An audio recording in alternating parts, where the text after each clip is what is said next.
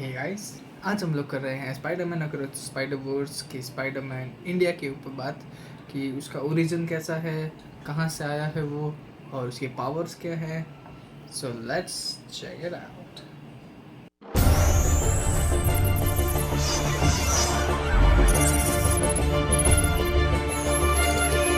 तो Spiderman across the Spiderverse के सारे स्पाइडरमैन एक तरफ और पर्सनल इंटरेस्ट था वो है स्पाइडरमैन इंडिया। और पहली बार मार्वल ने किसी इंडिया के कैरेक्टर को एक ऑन स्क्रीन स्पाइडरमैन की मूवी में लाए हैं। तो देखने में बहुत मजा आएगी, हमें हमें इसके बारे में और इंटरेस्ट से जानना मिलेगा। और मैं भी आप सब बताऊंगा कॉमिक वो अपना फेवरेट है। आप लोग जानते हो कि स्पाइडरमैन इंडिया मार्वल कॉमिक्स में एग्जिस्ट करने वाला काफी काफी पॉपुलर तो नहीं कह सकते स्पाइडरमैन है। इसको बेसिकली लिखा गया था 2004 में क्योंकि स्पाइडरमैन इंडिया में पॉपुलर हो सके। मतलब 2004 में लोगों को पता ही नहीं था कि स्पाइडरमैन आपको कोई बंदा है। एक दो पिक्चर निकाल दी थी तुम लोगों ने, मार्वल वालों, जिसके 4 इश्यूज निकाले गए थे मार्वल कॉमिक्स की तरफ से। जिसमें हमारे पीटर का वेरिएंट जो है वो है पवित्र प्रभाकर। पीटर की और पवित्र प्रभाकर की जो स्टोरी है वो एग्जैक्टली सिमिलर है, काइंड ऑफ सिमिलर है। और इसमें हमें एक इंडियन वाइब भी महसूस होती है, एक इंडियन टच भी दिया है मार्वल वालों ने इनको, which is quite interesting to see. तो इसकी कहानी इस तरह से है कि जो पवित्र प्रभाकर है वो अंकल भीम और आंट माया के साथ रहता है और एक गांव में रहता है। और वहां पे कुछ ऐसे सर्कमस्टेंसेस मिल जाते हैं कि उनको रिलोकेट करना पड़ता है मुंबई में।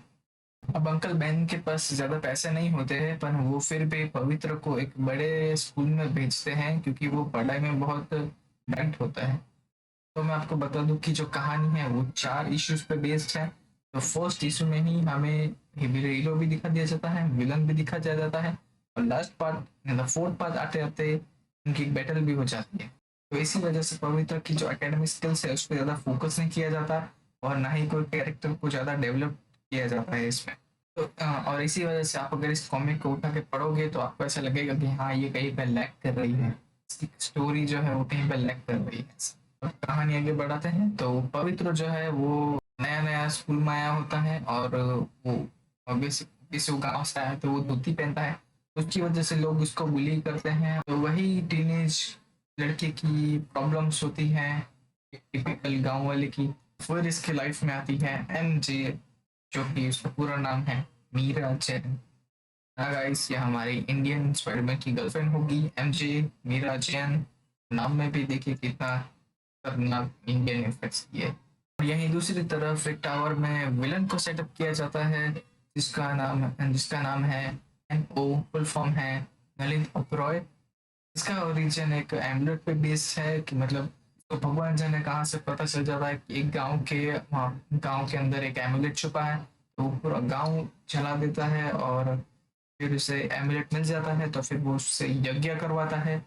और यज्ञ करवाने के बाद उसको राक्षसों वाली पावर्स मिल जाती है। और यहीं दूसरी तरफ हमारे पवित्र प्रभाकर जो हैं वो कहीं भाग रहे होते हैं, मतलब कोई गुंडा गुंडा के पीछे पड़ रहे होते हैं। और तभी वहां उनकी मुलाकात होती है योगी जी से।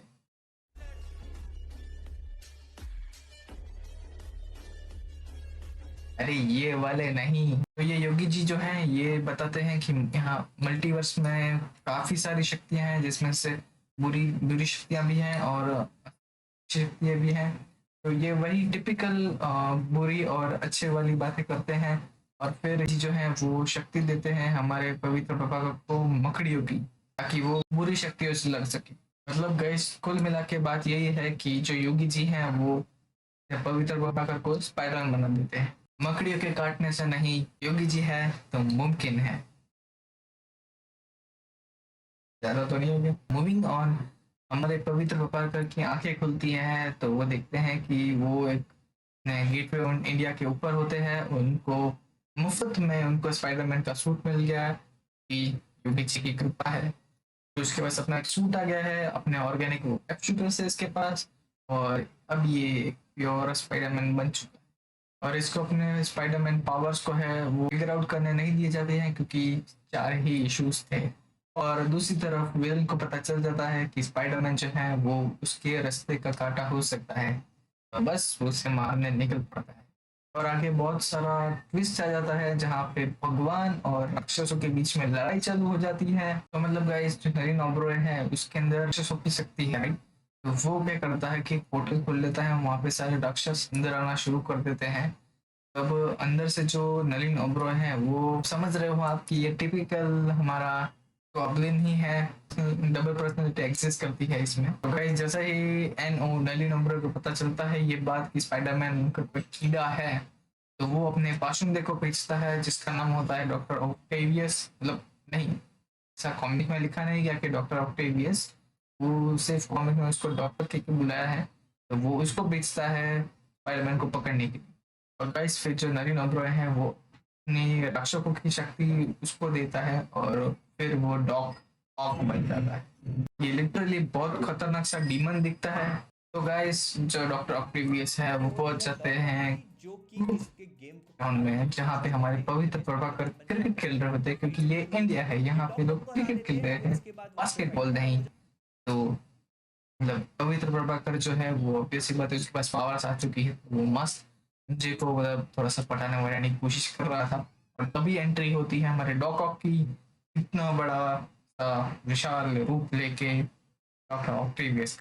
हमारा पवित्र प्रभाकर जो है वो स्पाइडरमैन के आता है और दोनों के बीच में फाइट होती है, वो उसको वहां पे हरा देता है। और फिर मतलब कहानी ज्यादा लंबी नहीं की क्योंकि चार ही इश्यूज थे, तो ये सीधा पहुंच जाते हैं हमारे विलन के पास। तो गाइस जो मेन विलन होता है वो आंट माया और एमजे को दोनों को किडनैप कर लेता है और वो एक ऊंची बिल्डिंग में जाकर उन दोनों को फेंक देता है। वैसी बात है, ये स्पाइडरमैन का वही मूवमेंट आ चुका है वापस से।